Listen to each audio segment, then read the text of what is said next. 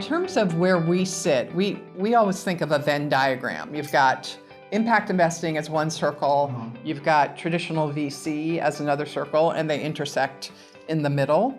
And we are in that middle spot because we were all traditional venture capitalists for many, many years before launching our impact investing practice. And so we feel that we are building a new field with impact investing, and we have a point of view, a theory of change, all of those good things. But we're grounded in just the day-to-day work of being VCs in any field, and that's doing due diligence, finding entrepreneurs, helping companies grow, helping to raise money. Those are the things that any venture capitalist needs to do, and it's kind of an apprentice business. You get better as you go along in many cases. That was Nancy Pfund, founder and managing director of DBL Partners, and I'm your host, Karan. Welcome to the Zenergy Podcast. On today's episode, I sit down with Nancy to discuss impact investing, among other topics. We talk about the founding of DBL Partners and the inflectionary moments she noticed when building 4 funds, as well as the key happenings that enabled their growth. We very interestingly dive deep into DBL's investment in Tesla, which was one of the fund's first investments and one of Tesla's earliest investments. Then we zoom out a bit and look at newly emerging technologies they are most excited for and discuss the macro outlook for entrepreneurs looking to raise funds. Nancy is wonderfully generous with her time, gives so much great advice and wisdom in this episode. I really hope you enjoy my conversation with Nancy Pfund. Well, hello, Nancy. Hello. It is incredible to have you on the podcast. I'm so inspired by your journey. As I was mentioning, it's very rare to meet someone who's been investing in the climate/impact field as long as you have. So thank you. Super excited to dive into your journey. The more details, the better, and have many questions lined up. But to kick us off, could you just provide a brief background on yourself? And to frame the question, if you could write a book on your career, what would you title it and why? Well, I have contemplated writing a book. Oh, you should. Yes, in my copious amounts of free time. So the book would be called No Sacrifice: How Investing for a Better Future Can Turn Money into Meaning. Wow. Wow. And then some chapters would be No Silos: Learn and engage with people across geographies, sectors, ideologies. One chapter would be No Time to Waste. Don't do something that's not going to help for 50 years. Do something now. And then, of course, a big chapter would be No Sacrifice. That it's hard, but you can blend together purpose and profit. Very cool. Yeah, I listened to another interview of yours recently where you mentioned in the early days when you were trying to get impact investing launched, or the fund launched, investors wouldn't take the impact metrics into account when instead they were purely focused on financial.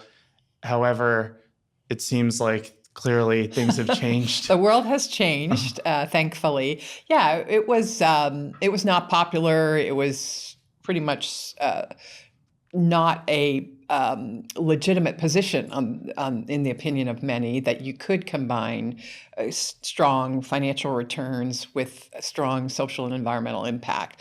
And in fact, people thought one would dilute the other, whereas we think at DBL, and we've been doing this for a while, we've been able to prove it, that the two goals enhance each other.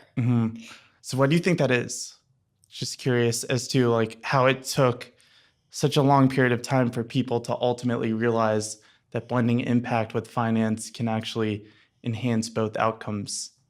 Well, I think it has to do with the history of finance and the way that some people still live their lives this way, but in the past, people really separated their philanthropy from their their job, and you would work at your job, and that would be satisfying. But then, in terms of the other aspects of life and your intersection with society, you would do that through writing checks to your church or your school or whatever.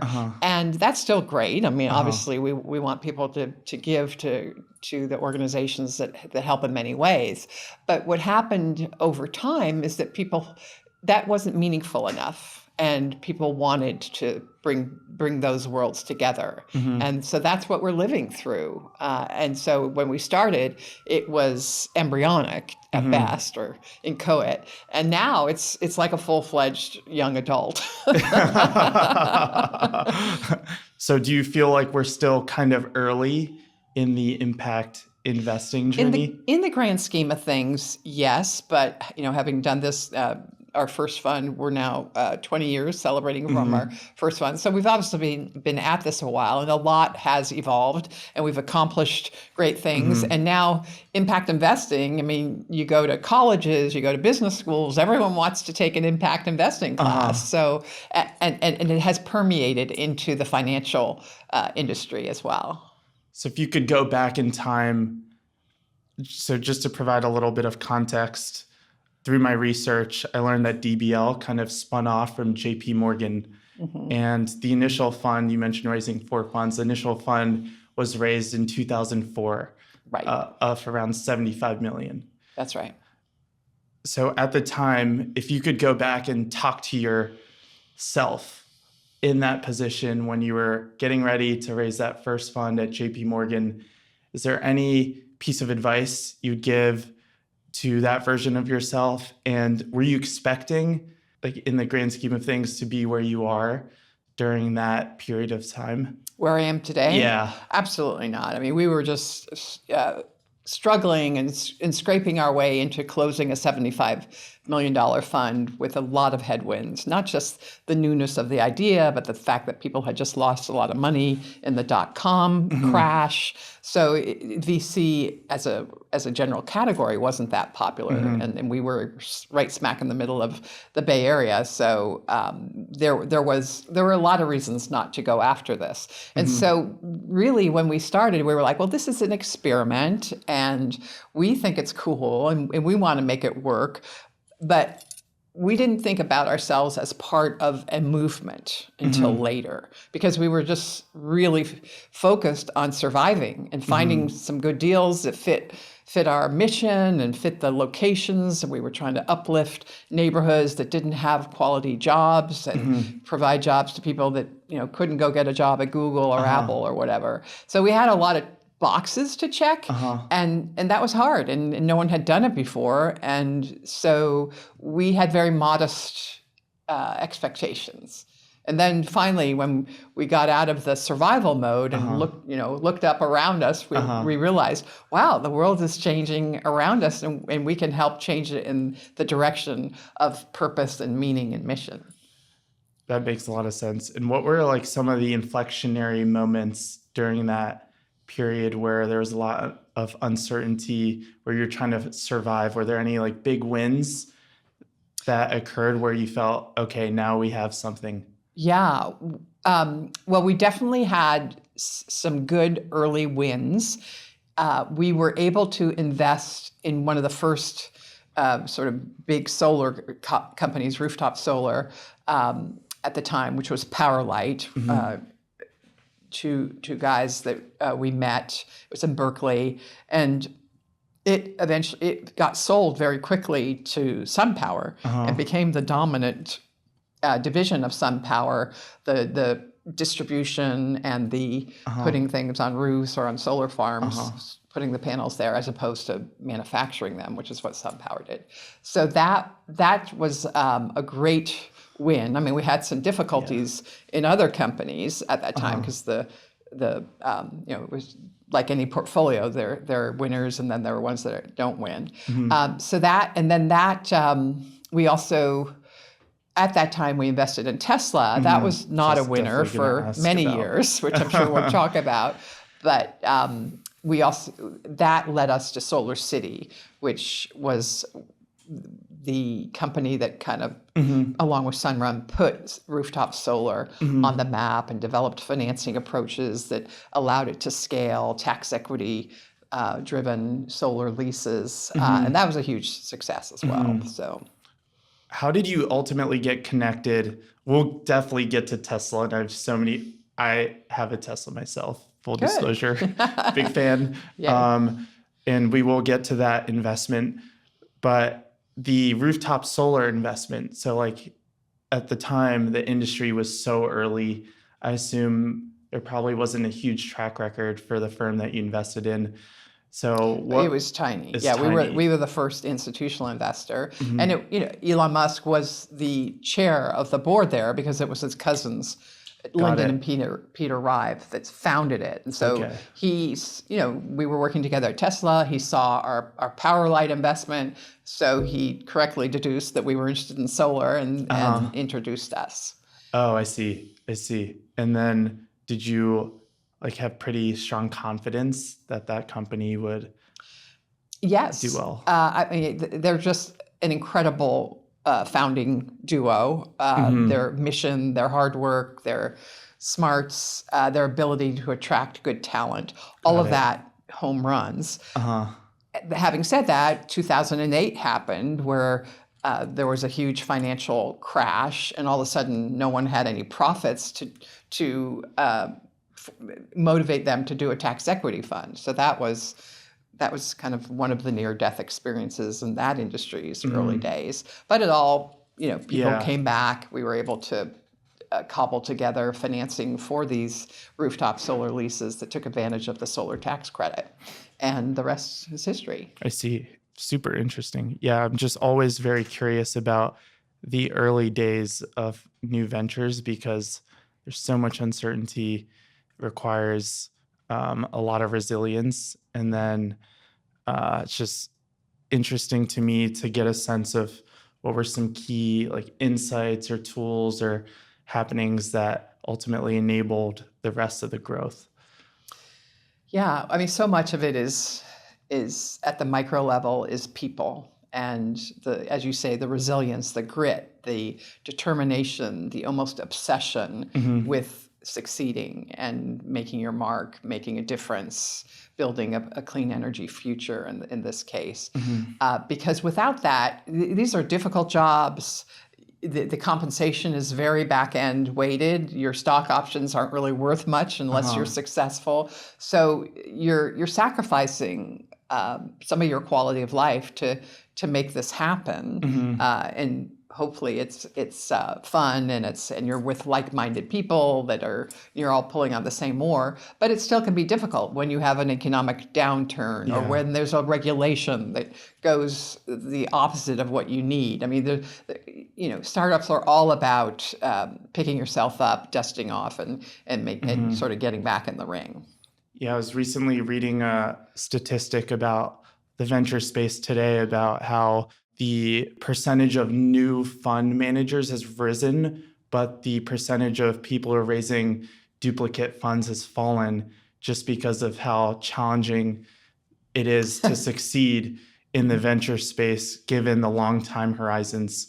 And it strikes me as super impressive that you've managed to raise 4 funds in an area that was relatively new and is still as new compared to, venture isn't that long of a history in itself, but impact investing is even more nascent than that. So curious, do people today reach out to you who are looking to raise new funds, and do you ever what pieces of advice do you tell them?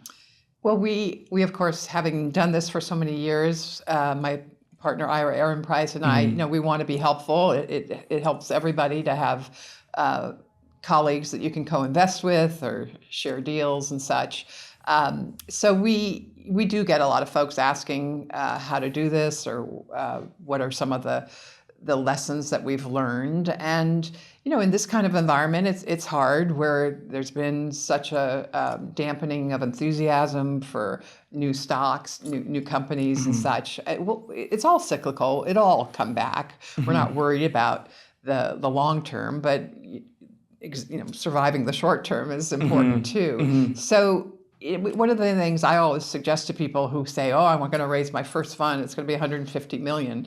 It's kind of like it doesn't need to be that big, unless you have a bunch of super high net worth folks that are going to back you and don't mind that you've never raised a fund before. 150 is ambitious because the institutions want to see a track record. They want to see that the team has worked together before. And so maybe raise a slightly smaller fund as your first fund, get some great investments going, and then it'll be much easier to raise your second fund. That makes a lot of sense. So what often do the institutional investors prioritize in those meetings? So we've been on both sides of it because when we raised Fund 1, we were a first-time fund, and then subsequently we've been on the other side where we are not that. So the institutions, the big pension funds, they're managing very important dollars for their members, and so they want to make sure that the team chemistry is there, that the expertise is spread across the team, the incentives, and that you're able to get good deal flow, and that you're there for the long haul, that your back office is strong. I mean, they want like a solid foundation and evidence that the team clicks and makes decisions well together. And so that's why a first-time fund investor is slightly different. They are willing to take the risk that none of that exists, but they believe in the mission, the person, that person or the partner's ability to cobble together, a very small group of folks that will back them and then let them run and get some good investments. So they're different. And if I'm understanding correctly, DBL invests in the early stage of a company's life cycle. We typically do. We're a little bit opportunistic where for portfolio construction reasons, we will sometimes make some later stage investments. In terms of the timing of our returns and such, those are aspects that we consider. But our bread and butter is those the earlier stages. Yeah. So I think what I'm trying to get to is a lot of listeners might not be super familiar with the venture world, and trying to just create an image of how the ecosystem is kind of connected to one another and where DBL operates within that ecosystem, and then also like where the LPs sit. Could you just provide like a very brief background in terms of how you look at everything? Sure. Well, in terms of where we sit, we always think of a Venn diagram. You've got impact investing as one circle, you've got traditional VC as another circle, and they intersect in the middle. And we are in that middle spot because we were all traditional venture capitalists for many, many years before launching our impact investing practice. And so we feel that we are building a new field with impact investing, and we have a point of view, a theory of change, all of those good things. But we're grounded in just the day-to-day work of being VCs in any field, and that's doing due diligence, finding entrepreneurs, helping companies grow, helping to raise money. Those are the things that any venture capitalist needs to do, and it's kind of an apprentice business. You get better as you go along in many cases. So that's where we sit. And then in terms of the LPs, think of LPs if you were a customer. If you were a company, they're your customers. I mean, they have invested in you, and then you in turn invest in the company, and you share the upside. And Makes sense. Your interests are quite aligned, and yet as a venture capitalist, you always need to keep in mind, the timing of your investments. There's a whole clock ticking once you get the fund put together, in which you need to make the investments, start seeing them grow, winnow out the ones that aren't going to work, reinvest in the ones that are, and start to get some exits. And if you do that in a timely cadence, your LPs will be very happy. What happens, of course, is that life intervenes, or a financial crisis intervenes, and the IPO window is closed. And so that's when things just get a little bit more choppy. And you have to make sure that you're thinking about the balance between keeping your companies thriving through difficult times and answering the needs of your LPs for liquidity eventually. That makes a lot of sense. And I've always heard, I don't know if this is necessarily true, that every fund has a portfolio of companies that they invest in. And they're usually trying to hit like 1 or 2 home runs out of that whole portfolio of companies they invest in, and kind of not necessarily even expectation, but just in general, there is a high probability that a decent amount of those companies in that portfolio will also not succeed or hit the expectations that they initially had for those companies. Is that a fair? Yeah, I mean, people call it a hits business. And the old adage is, out of 10 companies, you're very lucky to get a grand slam, get some home runs, a single, a double, and then you do have strikeouts. And the idea is that the wins at the one end of that continuum far outnumber the losses from the ones that don't work, in terms of the in size some ways, of the you're game. the Shohei Ohtani of impact investing. Well, we all have to follow that pitch. Which I guess brings us to Tesla, which can be considered a grand slam by many different metrics. Absolutely. So could you walk us through how you were ultimately introduced to the Tesla team and what that initial conversation, I think it was with JB Straubel in 2006, looked like? Yeah, I don't know if it was 2005 or 2006, but somewhere around then. We had just closed our first fund, and our mission was to drive good jobs, good economic development in the regions of the Bay Area that had somewhat been left behind by the tech boom, and still neighborhoods that needed help, that were left behind and not as thriving. And jobs for people that couldn't get a job in tech because they had different educational backgrounds. And so that was a big part of what our mission was from our LPs, including Ford and MacArthur and banks that had community development regulations driving their interests. But we also had an interest in sustainability, because it has been a huge interest of mine since I was a child, and the day after I graduated from college, I went to work for the Sierra Club in Washington, D.C. So this is a key interest of mine and also of my colleagues. And we began to look around the Bay Area and say, there's some interesting companies being formed that are in solar or doing climate-related activities. So we felt that's a good fit for us, because those kinds of companies create jobs for people that are part of our mandate. And so, it's a good lesson in how your mission can open your eyes to opportunities that perhaps you wouldn't have looked at had you a more narrow or traditional lens.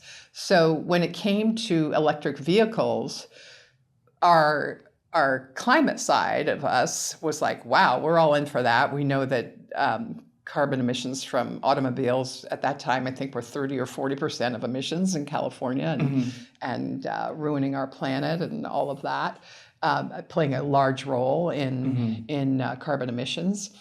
The impact side of us was excited because, wow, if a car company actually works, they hire tons of people, and those are great jobs, well-paying jobs that are available to a more diverse set of employees. So we were excited about it. And when we met, we were able to meet through an acquaintance, JB Straubel, at a meeting at Stanford. And he's, was, is, and always will be such an impressive person and smart and committed to environmental protection and climate improvement. We were just captivated by what he was talking about, and so we indicated our interest, and we talked to, at that time, the CEO was not Elon, it was Martin Eberhard, and he was the CEO, and Mark Tarpenning was the CFO. They were the executives, founders at that time, and we said, yeah, we did some due diligence. We analyzed, not much to analyze. I mean, there was nothing, there was no car, there was no precedent, there was no balance sheet. So, what was there at the time? A great idea, some initial prototypes, and a vision that we needed to do this. And so we put together an investment memo, and it's very short. I mean, there's not a whole lot of analysis we could do. Have you read that memo recently? Yeah, sometimes I teach business school classes, and I that would be super we cool. have an excerpted version of it. It's pretty funny. I mean, our downside scenario was, because remember, the first car was the Roadster, a sports car, which of course is not made in huge quantities compared to lower priced cars. But we looked at, well, what is Ferrari and what is Lamborghini? How do they make money and how are they valued? And so, which we knew nothing about. It's not like that was number one on our knowledge list. But we looked and said, well, these companies seem to survive and make money. And so the worst comes to worst, if all Tesla ever makes is a very expensive electric sports car, we could probably sell it to somebody. I mean, it won't really be that big, but it would be cool, and we could an exit opportunity. Yeah, so that kind of was our downside scenario, and then we just took the plunge, and we were a small fund, so we didn't lead the round, of course, but we worked with the other investors, and the rest took it off. Is history. Yeah. If I was an analyst working at DBL during that time, I would just try and strategically mention, we should probably go and try and test drive some Ferraris just to make sure we're on the right lines of thinking. But very cool. What was Elon involved in these discussions at the time? A little bit. I mean, he was the chairman of the board, and obviously funding the company in a big way. And even back then, of course, his business success and his insights into sustainability were amazing. So, but he wasn't full-time CEO at that point. Got it. But he was very present. He's very present. Yeah. Yeah. I mean, I don't know how he's able to manage all of his time across. And then DBL also came into SpaceX later, correct? Solar City and then SpaceX. Yeah. Got it. Well, that's a crazy story. We got to get access to that memo one of these days. I mean, it's not that interesting because it's just kind of funny because it is something that maybe a seventh grader in retrospect would write, given how little we knew. Are there any insights from those bold investments that you try and apply today when you evaluate things that come across your desk? Well, of course, there were lots of reasons to not invest in Tesla, and a lot of people said no. And there are other electric car companies that didn't survive at that time. So it's not for the faint of heart. It is high risk investing. But once you make the commitment, you just have to work 24/7 to do whatever it takes to help that company survive, because the odds are against it. The incumbents, the network of regulations and such, they all favor the companies that have been around for 100 years. And so, and people have an emotional attachment to cars. So you had to win over a whole segment of early adopters that this was the cool thing to do. So you have to kind of turn. It becomes more than investing in a company. It becomes investing in a cause and a almost a crusade where you're not going to let the naysayers tell you that this is crazy. You're just going to walk through and continue to do the work, and you're not going to win every battle. I mean, there'll be people throwing darts at you, in front of you, behind your back, whatever. But you just have to be steely-eyed and make sure that you just keep doing the work, whatever the block is. Try to, whether it's can't find a good transmission manufacturer, can't get a regulation that helps you compete, levels the playing field with gas-powered car manufacturers. There's all sorts of blocks there, and you can make a difference. You have to believe that it's not impossible, and that if you bring together coalitions, especially the more diverse the better, because then you're not in a bubble, you're kind of representing a broad constituency, you can get things changed. Were there any, I asked this earlier about your effort raising the first DBL fund, applying that same question to the Tesla investment specifically, were there any key inflectionary moments in that early period where once that threshold was overcome by the company, you were like, okay, this is going places?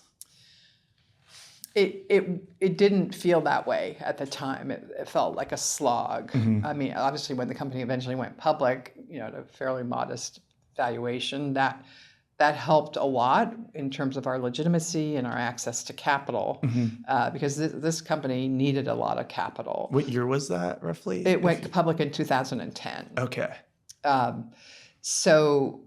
until that time, the list was infinite of how many things needed to get done, because nothing, the whole car industry was not set up to support electric vehicles. It was the whole distribution system, the supply chain. A lot of things had to be reinvented. We had to find a factory. We had to get investments in it. And because of that 2008 downturn that we talked about a few minutes ago, there was very little interest in supporting Tesla at the time it really needed to get a boost of capital, because that boost was important to move from prototypes and small quantities to a line of sight where you would actually manufacture at scale. And so that was super difficult. A lot of no's, just like we got a lot of no's when we raised our fund. And then, we developed a relationship with Daimler, and the economic crisis, in a way, because the government was bailing out the big car companies at that time, we raised our hand and said, this isn't a bailout, but for us, because we're a startup, but if you're going to support the fossil-based car industry, you should support the car industry of the future, which is electric. And so we were able, famously, to get an investment from Daimler, get a loan as part of that program, which the company paid back early, because they wanted to prove that it was just that moment that needed that infusion, and circumstances were such that it was hard to get that money from private sources at that time. Very cool story. As you can tell, I'm very infatuated by this investment. You're not alone. And recently there was a letter by Paul Graham that went viral. I'm not sure if you saw that. No, I didn't. The YC, the head of YC, where he was talking about founder mode versus, or he was talking about founder mode, which essentially is an orientation of the founder where they're like really hands-on in the company, as opposed to someone who's the CEO, brings in like MBAs, for example, and then is sort of hands-off, but lets the like managers kind of do their own thing and build accordingly. So there's like a debate between which management style is more effective. And from what I'm hearing from you, it seems like DBL at the time was, and the other investors were like somewhat hands-on in terms of, and you must kind of be hands-on, especially when you're starting a new movement. Well, there was so much to do. Obviously, we don't want to manage the companies. Yeah. We're the investors, and we want to hire great people to do that, which we did. And Elon was central in that. But it was just so hard. I mean, and no one had the expertise to cover all the bases. And so whatever we could do to help the company to augment its expertise ahead of when it would be able to afford hiring, an engineer for this or a government relations person for that, we jumped in. And I think that it wasn't without tension. I mean, because no one's ever going to agree 100%. And but in the end, it was a very constructive group of investors and the board. And I think we all knew that this was too important to fail. So in your other investments, like what is generally the approach that you take as it relates to DBL and the entrepreneur? Well, we want to be helpful. We want to use our experience in this notion that you're building something bigger than just a company to the advantage of the entrepreneur and the team and the company, and show that it can be a real benefit to position your company as a very attractive business opportunity, but one that is solving generational or existential problems. Because the minute you walk from one to the other, all of a sudden your impact, your visibility, your agency is much stronger. That's so interesting. Yeah, I could see that being the case, where it just... Your ability to hire, I mean, to get investments. It's people. That's what people want today. I mean, and why wouldn't? I mean, if you could invest in something that made you a great return and helped the world be a better place, or helped to prevent the ravages of climate change, why wouldn't you do that? So true. Are there any particular technologies or like newly emerging themes within climate that you're paying close attention to? I mean, we're very active. We, as you mentioned, we have a fourth fund. We like the electrification of almost everything, the moving away from fossil-fueled manufacturing or product creation. We have, for example, a coffee company that takes the roasting of coffee, which is a huge carbon emissions issue, and there are 400 million cups of coffee consumed a day in the U.S. And most of those are for me, I must admit. I was going to say it's probably around here. But what you don't know is that your coffee habit is a carbon habit, because the roasting of coffee historically and now has been with huge centralized natural gas facilities. Not know that. Yeah, and so now there's the ability to roast on site with an electric roaster that doesn't have particulates, that creates better coffee because it's freshly roasted, better tasting coffee, and dramatically reduces the carbon footprint. So electrification of historically fossil intensive businesses, the whole area of natural climate solutions, using nature to help restore the balance of carbon, to store carbon, to restore biodiversity. That's a very important up-and-coming field. We have an investment, Zola Electric, that addresses the issue of the global south, which is where all the population growth is going to be happening over the next decade or two. And yet the energy infrastructure there is not just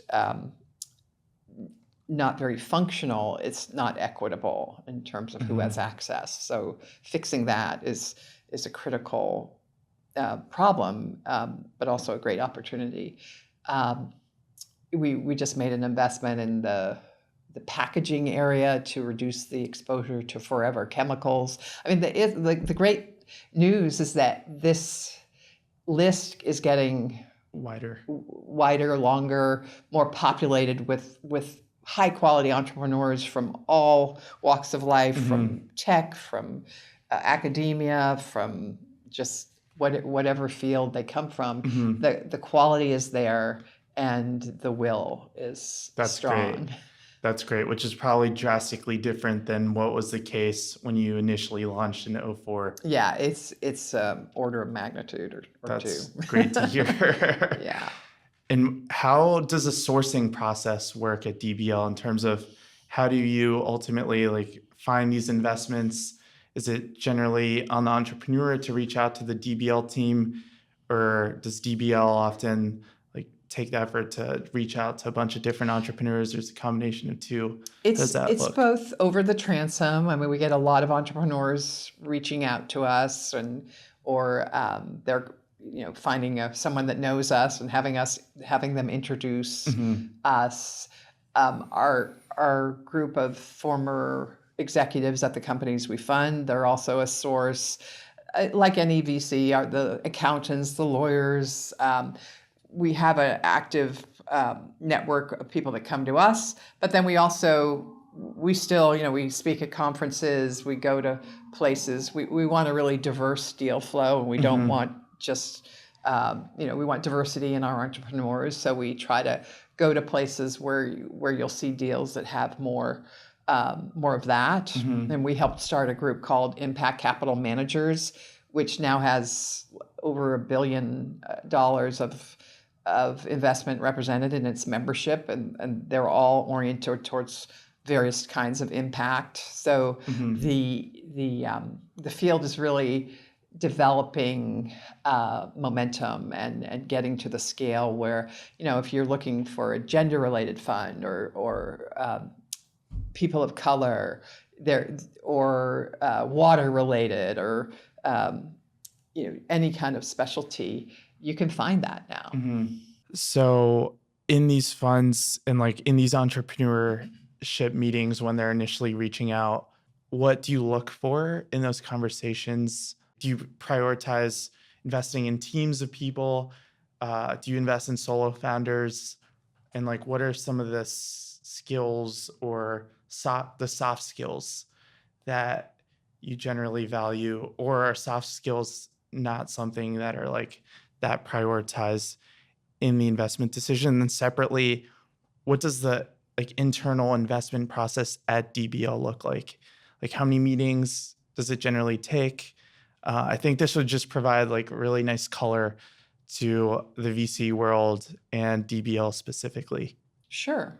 I mean, it kind of depends on how early stage the company is. I mean, we have invested where there's 1.5 people when it's super early, and we want, we have a wildfire suppression company that was a few guys from Canada that have survived as teenagers a fire in British Columbia, and did tech companies, and then decided they wanted to, as wildfires are becoming so prevalent, this company is called Rain, that they wanted to use tech to get to fires before they spread, and help prescribed burns, the good fires, stay within boundaries by using AI and sensors and cameras to figure out where the fire is, where it's going, and then dropping fire retardant before it's 100,000 acres, or what we see, unfortunately. All automated, that process? Yeah, it can be, autonomous. And you can use a pilot, as with any autonomy-driven technology. It will take a little while for the human to be completely removed, but the human can be removed. In fact, we're doing a demo in Connecticut next month with Lockheed Martin, the Black Hawk helicopters, to show that. But so getting back, so that was a very small group.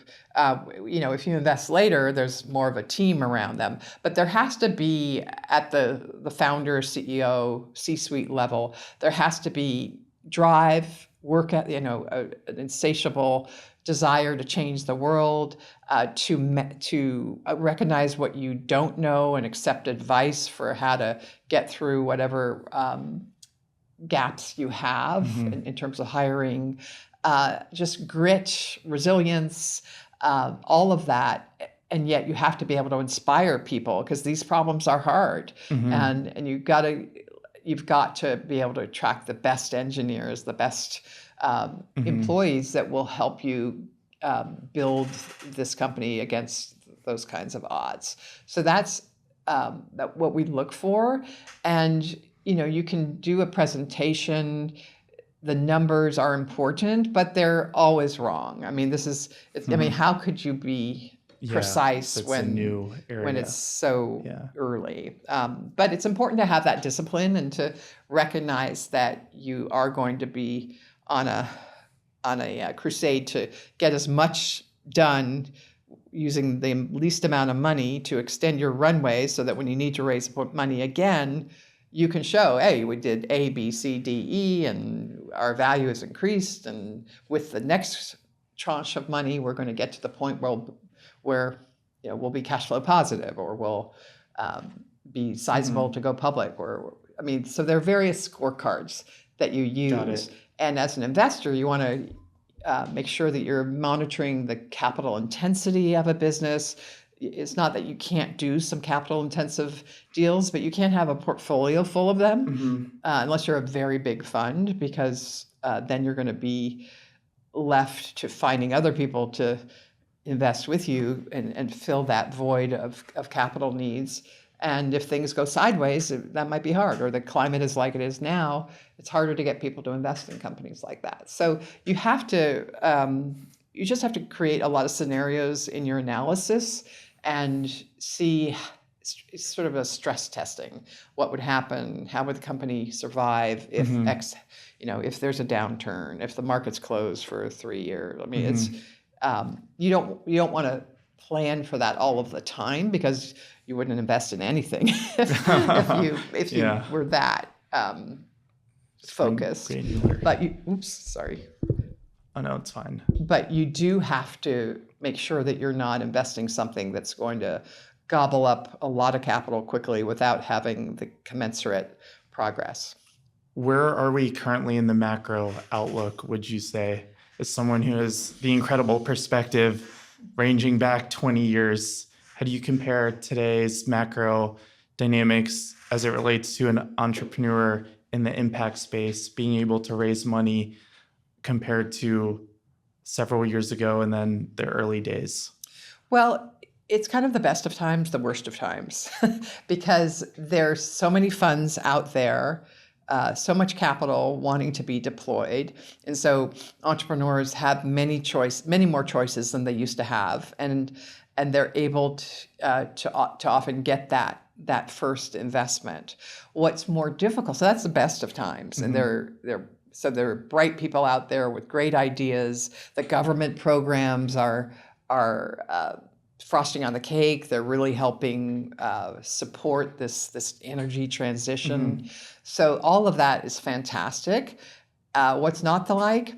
What's not to like is the overall market is not receptive to new stories right now, unless they're perfect, unless they are profitable, they're large revenues, like 500 million, and they're growing really fast. I mean, if that's your company, you can take it public, but that's not what most companies have been historically. So there's an adjustment going on in terms of what entrepreneurs need to do to be attractive in that marketplace. So that's why we're seeing some of these lulls. There's a pent-up demand, but we've got to get the FOMO back in the public markets. How do we do that? Well, is it interest rates? Is it the election? I mean, there's so many variables there. I do think that once we move beyond this election cycle, we're seeing some of the interest rate relief, and we will have some companies. They may not be perfect, but they'll be able to meet the bar. And there was a company we invested in years ago, Nextracker, which is a solar tracker company, went public about a year and a half ago and did very well. So I think I saw a Wall Street Journal front page story on them. Which it's a fantastic company. It's a reflection that they're doing well. Well, and the interesting story about Nextracker is the same. He had been in part of Powerlight, one of our first investments, and then when he started Nextracker, it was a fantastic investment for us. I don't know, it was 2011 or so. And yet it was very capital intensive because you're making those trackers. And back then there weren't these late stage climate funds. And so we sold the company at a really good price. We sold it to Flextronics, now called Flex, a big contract manufacturer. And it was a great investment. I mean, I would take those investments any day of the week. But today, or 2 years ago, Dan Sugar, the founder and CEO, he had wanted to spin it out of Flex and really let Nextracker grow and have its own identity and be able to build more products. And he's super at that. So that was kind of a dream of his. And so they worked to spin it out, and TPG Rise backed that spin out. And then the company did go public. But in the early days, there were no TPG Rises around. There was not that late stage capital interest. And that was one of the reasons we sold to Flex. So that's a great example of, wow, life is better today. Yeah. You have more options. That makes a lot of sense. Yeah, now across the whole company life cycle, there are different funding options, it seems, whereas before it's very limited to they're select one stages. or two. Yeah. Yeah, so that's a very healthy sign. Great to hear. And in an interview of yours that I was listening to, you mentioned a trifecta of policy, capital, and then innovation that you often look out for. And you just mentioned the election a little bit and the IRA and how policy is in a decently good spot to help facilitate continued innovation, I guess is one way to put it. So how do you look at policy as it pertains to when you're evaluating an investment? I mean, right now, there's also a lot of uncertainty, maybe a little too much uncertainty for some people's liking. So how do you orient towards that? Well, a lot of people say, I don't want to invest in anything that has a policy risk, but most things on earth do have a policy risk. Maybe it's not as obvious, but I mean, if you invest in a drug company, you have FDA, could deny your application. I mean, that's serious regulatory risk. And yet I find that the pharmaceutical industry is one of the most profitable industries out there. So they must be doing something right, those investors. Policy creates a canvas, and then it's the innovation and the investment that allow you to paint that canvas in world-changing ways. And so if you go in with that attitude that you can, that it's enabling, and while you can't control it, it's not like you are, you can sign a law. That's not what we do, but we build those coalitions. And if you are doing something that is in the public interest and that solves some big problems, and you have some ability to communicate that to your lawmakers, it helps you. And so if you have a tax credit and it's yanked away like it was, the solar tax credit used to expire all the time, and we'd have to go back to Washington and beg and plead to extend it. Yeah, how does that work? So you set meetings with the congressmen on the committees that... I mean, by that point, a lot of the companies had their own very strong government relations, but we would do some of that. I mean, we're not lobbyists. Never will be, but we understand innovation and we understand what the laws are, and so we just educate people and say, and the big part of that attraction for lawmakers is the jobs, the jobs that are created. And the accessibility of those jobs. So, I mean, what governor doesn't like to brag about, I created X number of jobs, and I have 3 more manufacturing facilities than my predecessor did. So there's a lot to like about the energy transition from a political point of view. And so you just have to be canny about, helping to make that transition happen, recognizing that it's not 100% in your control at all. And so just because you lose some battles doesn't mean you're going to perish. That makes a lot of sense. So if you were to put a statement on a billboard for that a lot of entrepreneurs in the climate field drive by right now, is there anything that comes to mind? I'm sure there's, just do it. Just do it. Love that, Nike. I mean, you just have to stick. You have, don't let the storms around you deflect on the importance of what you're doing, and just keep at it.